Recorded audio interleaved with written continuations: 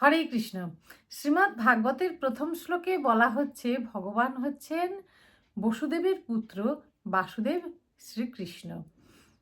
তা আমি এই পরম সত্যের ধ্যান করি। সত্যং পরম ধীমহি। পরম সত্য হচ্ছেন ভগবান শ্রীকৃষ্ণ এবং ব্যাসদেব তার ধ্যান করার কথা বলছেন। আমরা মোহাচ্ছন্ন হয়ে পড়ি, কিন্তু ভগবান মোহ থেকে মুক্ত। কারা ভাগবত শ্রবণ করে হৃদয়ঙ্গম করতে পারেন এবং এই ভাগবত শ্রবণের ফলে কি হয় সেটা এবার আমরা জেনে নিই।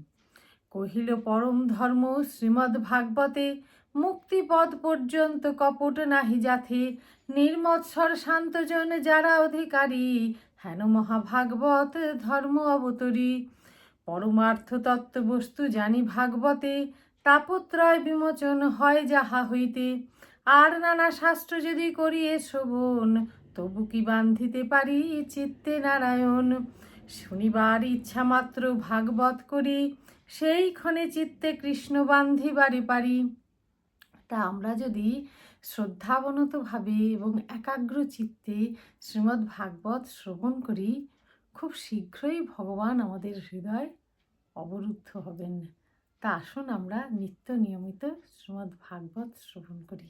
হরে কৃষ্ণ।